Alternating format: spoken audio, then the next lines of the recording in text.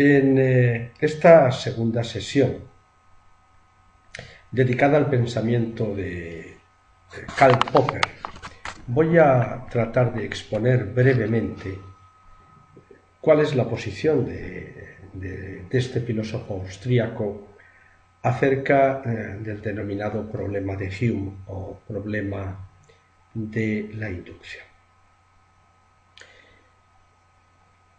Debemos recordar que el inductivismo ingenuo, paradigmáticamente representado por Francis Bacon en el Novum Organum, lo que pretendía era dar carta de naturaleza científica, rigorizar científicamente la visión común y corriente, la visión más extendida de en qué consiste la ciencia y, en concreto, cuáles son las tareas del científico. Según esa visión común y corriente, las tareas del científico son fundamentalmente tres. La primera tarea es, desde luego, observar o experimentar. Recuerden que la observación no supone la intervención sobre lo observado, mientras que la experimentación, el experimento, supone que se interviene sobre lo que se observa, y en concreto se interviene sobre determinadas variables, las llamadas variables independientes, para ver cómo se comportan otras variables que de ellas dependen. De ahí su nombre, variables dependientes, el nombre que tienen estas segundas variables dependientes. Pues bien, la principal y primera tarea del científico es observar o experimentar, desde luego siempre actuando de una forma cuidadosamente controlada. La segunda tarea es registrar los hallazgos de la observación o de la experimentación, acumulando datos que no son otra cosa más que enunciados observacionales, los enunciados a los que Popper también denomina enunciados básicos, o los miembros de la concepción heredada denominaban en su momento enunciados protocolares o protocolos.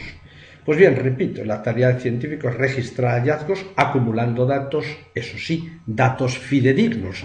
Este es el término, fidedigno, esto es, se trata de enunciados observacionales incuestionablemente, indefectiblemente verdaderos. La tercera tarea del científico, pues una vez registrados y acumulados estos datos, estos enunciados observacionales fidedignos, pues es la de incrementar el número de datos, propiciando la aparición de determinados rasgos generales para los que el científico va a formular hipótesis generales. Y esa es la cuestión. La cuestión es cómo se pueden formular tales hipótesis generales a partir de enunciados observacionales, de manera tal que, como dicen los inductivistas, los enunciados generales hereden la verdad de los enunciados espaciotemporalmente singulares, de los enunciados observacionales. ¿Está justificado ese paso? El paso entre unos enunciados singulares, verdaderos, y otros enunciados generales que heredan la verdad de aquellos, ¿está justificado?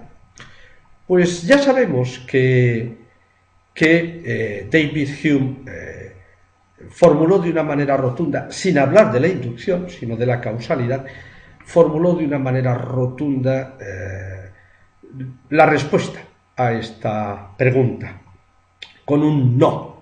No está justificado lógicamente el paso entre unos y otros enunciados. No lo está. No lo está. El paso entre los enunciados observacionales y las hipótesis generales no es un paso que tenga validez lógica. No es un paso que tenga validez lógica porque siempre cabe pensar que puede haber un caso desfavorable a la hipótesis general. No se sigue lógicamente el enunciado general de los enunciados observacionales tomados estos como premisas. No se siguen lógicamente, no hay razón lógica para el paso entre unos enunciados, los observacionales, y los otros, las hipótesis generales. Entonces, ¿por qué, sin embargo, procedemos como si lo hubiera? Ese como si es importantísimo. David Hume responderá, es que procedemos de acuerdo con la creencia de que la regularidad que hemos observado hasta el presente entre ciertos sucesos, unos antecediendo a otros, pues va a mantenerse en el futuro. Creemos que mañana saldrá el sol, porque hasta el momento ha salido el sol, y estamos habituados a que así suceda.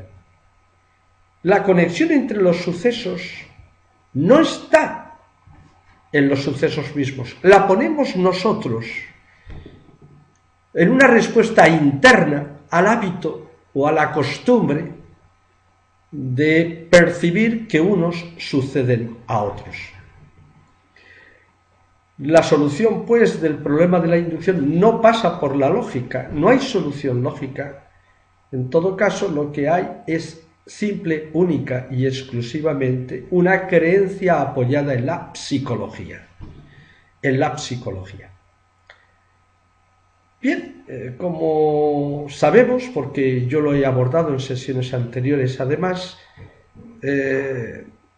ha habido diversos intentos de, sin tener en cuenta el concepto de razón lógica que pone en práctica David Hume, para dar ese no rotundo al problema de la inducción, pues bien, sabemos que ha habido diversos intentos de, manejando otros conceptos de razón, pues de justificar la inducción, como las justificaciones inductivas de la inducción, las pragmáticas o las analíticas.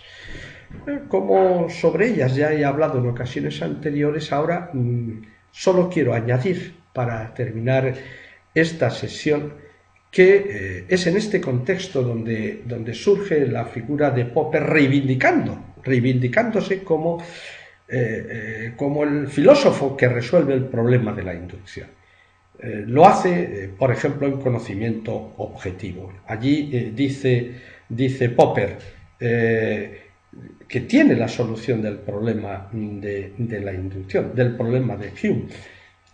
Simplemente cambiando de tercio, en lugar de hablar de instancias positivas a favor de enunciados generales, hablemos de instancias negativas que hablan en contra de enunciados generales. Por muchos enunciados básicos, enunciados espaciotemporalmente singulares, verdaderos, que hablen en favor de una hipótesis general, nunca esta será verdadera, pero en cambio, si hay algún enunciado espaciotemporalmente singular que va en contra de la hipótesis general, esta quedará falsada. Realmente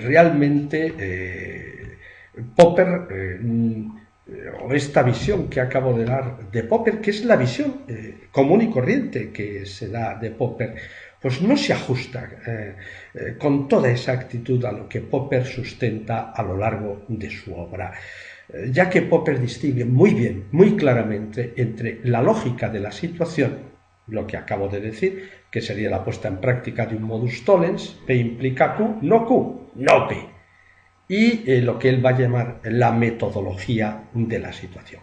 Cosas distintas, pero sobre este tema hablaremos en la próxima sesión. Muchas gracias por su atención.